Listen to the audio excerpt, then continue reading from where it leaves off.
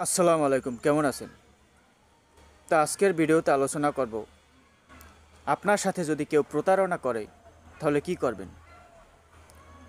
আপনারা নিশ্চয়ই 420 বা 420 শব্দের সাথে পরিচিত। যিনি প্রতারক বা প্রতারণার কাজের সাথে সম্পৃক্ত তাকেই সাধারণত এর নামগুলোতে ডাকা হয়। দণ্ডবিধির 415 ধারায় প্রতারণা সংজ্ঞায় বলা আছে যে যদি কোনো ব্যক্তি ছলনা, প্রবঞ্চনা বা অসাধু উপায়ে অন্যের সম্পত্তি হস্তান্তর করতে প্রবৃত্ত করে, এমনকি অন্যের অনুকূলে প্রদানে সে ব্যক্তির দেহম্যান খ্যাতি বা সম্পত্তির ক্ষতি হয়েছে, যার সম্পত্তির ক্ষতি হয়েছে বা ক্ষতির সম্ভাবনা তৈরি হয়েছে, সেটাও প্রতারণার মধ্যে পড়বে।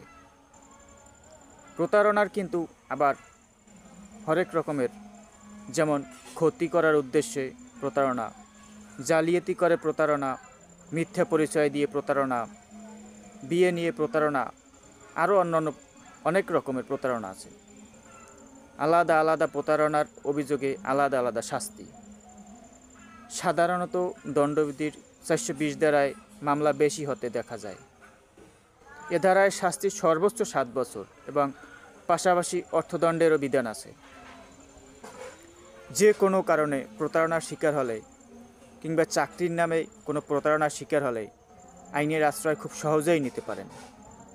আপনি দায়ী ব্যক্তি বা সংশ্লিষ্ট প্রতিষ্ঠানের বিরুদ্ধে প্রতারণার মামলা করতে পারেন।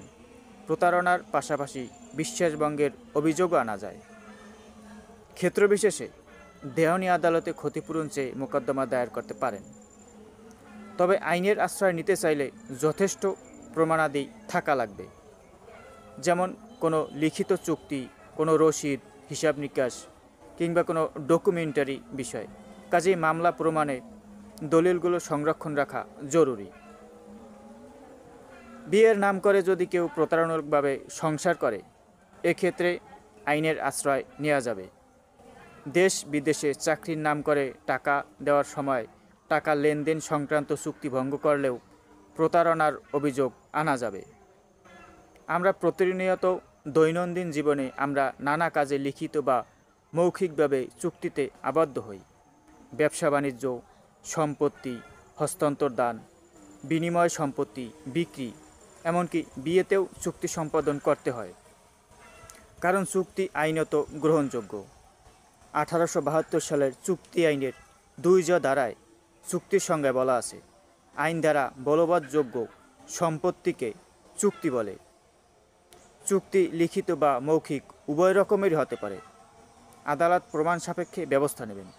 সেক্ষেত্রে মামলা পরিচালনার ব্যয় অভিযুক্তর কাছ থেকে আদালত আদায় করে নিতে পারেন। তবে লিখিত চুক্তি প্রমাণ করা বা মৌখিক চুক্তি, লিখিত চুক্তি হওয়াটাই ভালো, কারণ মৌখিক চুক্তি প্রমাণ করা কষ্টসাধ্য। একটা বিষয় মনে রাখতে হবে, ভূমি সংক্রান্ত চুক্তি করলে অবশ্যই নিবন্ধন করতে হবে, তা না হলে আইনে আপনি সহযোগিতা পাবেন না। সর্বোপরি চুক্তি করার সময় চুক্তির খসড়াটা ভালো করে দেখে নিন। খুঁটিনাটি দিক যাচাই করে নিলে প্রতারণা থেকে রক্ষা পাওয়া যাবে। আর যদি কেউ আপনার বিশ্বাস ভঙ্গ করে থাকে, আমানতের খেয়ানত করে থাকে, অঙ্গীকার পালন না করে বিশ্বাস ভেঙে চম্পট দেয়, তাহলে আপনি সেই বিশ্বাস ভঙ্গের বিরুদ্ধে 406 ধারায় প্রতিকার চাইতে পারেন। দণ্ডবিধির 406 ধারায় বলা আছে, অপরাধজনিত বিশ্বাসভঙ্গের অভিযোগে দোষী হলে দায়ী ব্যক্তিকে 3 বছর পর্যন্ত কারাদণ্ড বা অর্থদণ্ড উভয় দণ্ডে দণ্ডিত হতে হবে। বিশ্বাসভঙ্গের অপরাধ একটি জামিন অযোগ্য অপরাধ। যদি কোনো অফিসের কর্মচারী বিশ্বাসভঙ্গ করেন, তাহলে দণ্ডবিধির 408 ধারা অনুযায়ী 7 বছর পর্যন্ত কারাদণ্ড অর্থদণ্ডে দণ্ডিত হবেন। আর 409 ধারায় সরকারি কর্মচারী কিংবা ব্যাংকার, ব্যবসায়ী বা এজেন্টের এই অপরাধের সাজা যাবজ্জীবন বা 10 বছর পর্যন্ত কারাদণ্ড সহ অর্থদণ্ড। থানায় এজাহার দায়ের করে মামলা করা যায়, অথবা আদালতে সরাসরি মামলা দায়ের করা যায়। এ মামলা দায়ের করতে হয় সংশ্লিষ্ট বিচারক ম্যাজিস্ট্রেট আদালতে। আদালত বাদীর জবানবন্দি লিপিবদ্ধ করে মামলার গুণাগুণ বিশ্লেষণ করে সরাসরি আমলে নিতে পারেন, অথবা কোনো প্রাথমিক তদন্তের জন্য ব্যক্তি বা সংস্থাকে আদেশ দিতে পারেন।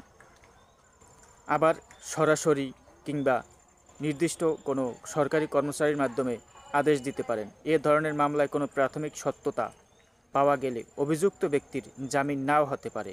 তবে অফিসের কর্মচারী বা সরকারি অফিসের কর্মচারী, ব্যবসায়ী বা এজেন্টের বিশ্বাসভঙ্গের অভিযোগ দায়ের করতে হয় দুর্নীতি দমন কমিশনে।